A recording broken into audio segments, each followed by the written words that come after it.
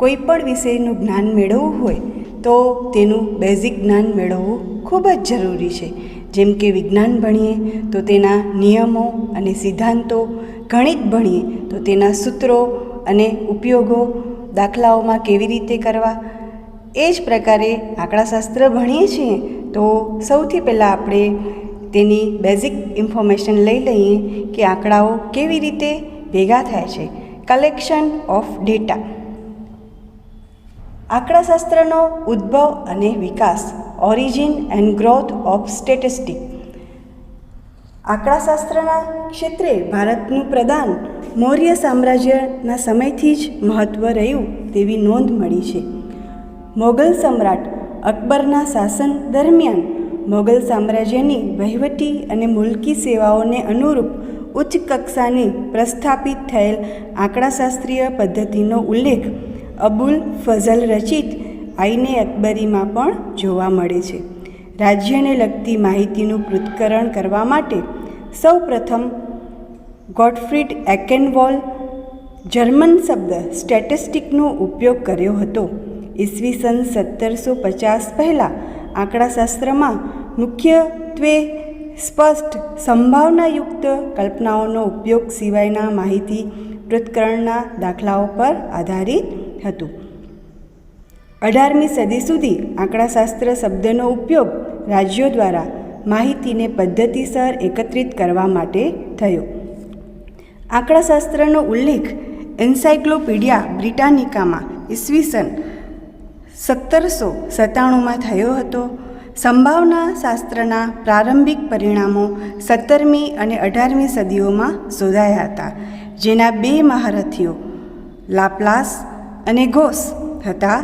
સૌ પ્રથમ રચયિતા આંકડાશાસ્ત્રીય સમિતિ રોયલ આંકડાશાસ્ત્રીય સંગઠનની સ્થાપના ઈસવીસન 1834માં લંડન શહેરમાં થઈ હતી.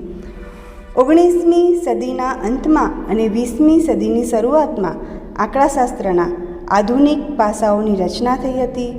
ગેલ્ટન અને કાર્લ પિયર્સને ગાણિતીય આંકડાશાસ્ત્રનો ઉપયોગ વિજ્ઞાન, ઉદ્યોગ અને રાજકારણમાં કર્યો હતો. ગાણિતીય આંકડાશાસ્ત્રના રચયિતા કાર્લ પિયર્સન હતા. તેમણે ઇંગ્લેન્ડમાં ઉચ્ચ કક્ષાની આંકડાકીય પ્રયોગશાળા તથા ઈસવીસન 1911માં લંડન ખાતે યુનિવર્સિટી કોલેજમાં સૌપ્રથમ યુનિવર્સિટીના આંકડાશાસ્ત્ર વિષયના વિભાગની સ્થાપના કરી હતી. ઈસવીસન 1910 અને 1920ના સમયગાળા દરમિયાન ગોસેટ અને ફિશરે લઘુ નિર્દેશ માહિતી માટે આધુનિક આંકડાશાસ્ત્રીય વિજ્ઞાનની રચના કરવાનો પ્રારંભ કરેલ. ફિશરે જેનેટિક, બાયોમેટ્રિક, મનોવિજ્ઞાન, શિક્ષણ, ખેતી જેવા જાતજાતના ભિન્ન ક્ષેત્રોમાં આંકડાશાસ્ત્રનો ઉપયોગ કર્યો હતો. તેઓ આંકડાશાસ્ત્રના પિતા તરીકે જાણીતા છે. ઈસવીસન 1930 દરમિયાન પિયર્સન તથા જે નેમાન દ્વારા સંયુક્ત રીતે થયેલા કાર્યોમાં અગાઉ વિકસિત થયેલ રચનાઓની સુધારણા તથા વ્યાપકતા જોવા મળી હતી. ત્યારબાદ ઉત્તરોત્તર આંકડાશાસ્ત્રની આધુનિક પદ્ધતિઓનો વિકાસ થયો હતો. આ તો થઈ પૂરા વિશ્વની વાત. ભારતમાં પણ આંકડાશાસ્ત્રનો વિકાસ ખૂબ જ સારી રીતે થયો છે. ભારતના જાણીતા આંકડાશાસ્ત્રી PC મહાલનોબિસ દ્વારા ભારતીય આંકડાશાસ્ત્રીય સંસ્થા ઇન્ડિયન સ્ટેટિસ્ટિકલ ઇન્સ્ટિટ્યૂટ ISIની સ્થાપના ઈસવીસન 1931માં કોલકાતા ખાતે થયેલ. તેમણે ઈસવીસન 1941માં કોલકાતા યુનિવર્સિટીમાં સૌપ્રથમ અનુસ્નાતક કક્ષાએ આંકડાશાસ્ત્ર વિષયની શરૂઆત કરી હતી. ઈસવીસન 1950માં મહાલનોબિસ દ્વારા પ્રસ્તુત કરાયેલ રાષ્ટ્રીય નિર્દેશ તપાસ નેશનલ સેમ્પલ સર્વેને સરકાર દ્વારા માન્ય કરવામાં આવી અને માહિતી એકત્રિતકરણનો પ્રથમ તબક્કો ઓક્ટોબર 1950માં શરૂ થયો હતો. અન્ય સંસ્થા ભારતીય ખેતી વિષયક આંકડાશાસ્ત્ર સંશોધન Indian agriculture statistic research institute પણ ભારતમાં આંકડાશાસ્ત્રના વિષયમાં વિકાસમાં ખૂબ જ યોગદાન રહેલું છે. વિષયનો અર્થ, કાર્યક્ષેત્ર અને મર્યાદાઓ પર આધારિત આંકડાશાસ્ત્રની 100 ઉપરાંત વ્યાખ્યાઓની સૂચિ WF વિલ્કોક્સે 1935માં એકત્રિત કરી હતી. કોસ્ટેક અને કાઉડનના મતે આંકડાશાસ્ત્રની વ્યાખ્યા નીચે મુજબ છે. આંકડાશાસ્ત્ર એ વિજ્ઞાન છે જે આંકડાકીય માહિતીનું એકત્રીકરણ, પૃથ્થકરણ અને અર્થઘટન કરે છે. હાલના સમયમાં આંકડાશાસ્ત્ર વિષય માત્ર જથ્થાવાચક માહિતી માટે જ વપરાય છે એવું નથી, પરંતુ ગુણવાચક માહિતી માટે પણ વપરાય છે તથા તેને વૈજ્ઞાનિક પદ્ધતિના એક સ્વતંત્ર ભાગ તરીકે ઓળખવામાં આવે છે. ઔદ્યોગિક આંકડાશાસ્ત્ર અને આંકડાશાસ્ત્રની એક શાખા કાર્યાત્મક સંશોધન ઓપરેશન રિસર્ચનો ઉપયોગ બીજા વિશ્વ યુદ્ધ દરમિયાન મિલિટરી પ્રોજેક્ટમાં થયો હતો. ભારતમાં 1949માં હૈદરાબાદમાં રિજનલ રિસર્ચ લેબોરેટરી ખાતે કાર્યાત્મક સંશોધનનું એકમ અસ્તિત્વમાં આવ્યું હતું. રાષ્ટ્રીય આયોજન અને તપાસ માટે 1953માં ISI કોલકાતા ખાતે કાર્યાત્મક સંશોધનની રીતનો ઉપયોગ કરીને PC મહાલનોબિસે બીજી પંચવર્ષીય યોજનાનું માળખું તૈયાર કર્યું હતું. કાર્યાત્મક સંશોધનની પદ્ધતિઓ સરકાર માટે ઓછામાં ઓછા સ્ત્રોતનો ઉપયોગ કરીને મહત્તમ માથાદીઠ આવક મેળવવામાં, ઉદ્યોગોમાં જુદા જુદા ઘટકો જેવા કે માણસો, યંત્રો વગેરેની ઇષ્ટતમ ફાળવણી નક્કી કરવા માટે તેમજ બજારમાં ભવિષ્યની માંગને પહોંચી વળવા માટે સંગ્રહનું કદ નક્કી કરવા માટે પણ ઉપયોગી થાય છે.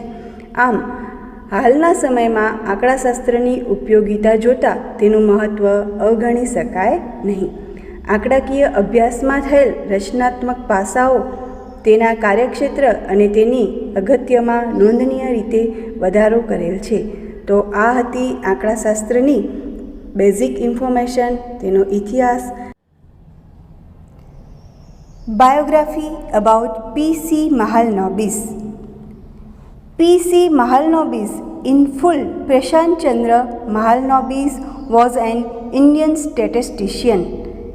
He devised the Mahalanobis distance, a measure of distance between two populations. It is a fundamental concept in multivariate analysis. He was instrumental in formulating Indian strategy for industrialization in the second five-year plan 1956 to 61. On December 17, 1931, he founded the Indian Statistical Institute in Kolkata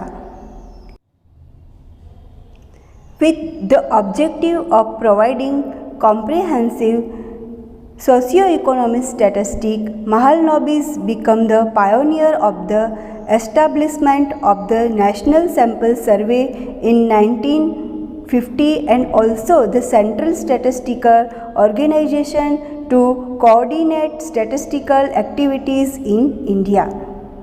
He served as the chairman of the United Nations Sub-Commissions on Sampling from 1947 to 1951 and was appointed as the honorary statistical advisor to the Government of India in 1949.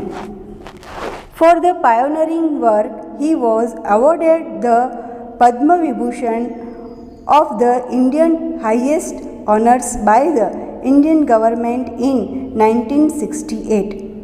A postage stamp was issued by Government of India with his picture. આંકડાશાસ્ત્રની ઐતિહાસિક નોંધ.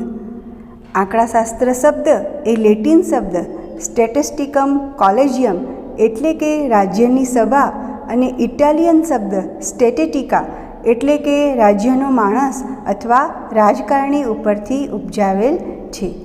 John ક્રાઉન્ટન તથા William પેટી એ મૃત્યુદરના બિલોનું પૃથ્થકરણ કરવા ઈસવીસન 1662માં આંકડાકીય તથા વસ્તી વિષયક પદ્ધતિઓ વિકસાવી હતી. કેટલાક ભારતીય આંકડાશાસ્ત્રીઓ જેમણે ભારતમાં આંકડાશાસ્ત્ર વિષયના વિકાસમાં નોંધપાત્ર પ્રદાન કરેલ છે, જેવા કે professor C.R. Rao, professor R.R. Bahadur, professor D Basu, professor D Lahiri, professor K.R. Nair, professor P.C. Sukhatme, professor S.K. Mitra, professor R.C. Bose, professor S.N. Roy, professor N.M. Bhatt, professor C.G. Khatri વગેરેનો નોંધપાત્ર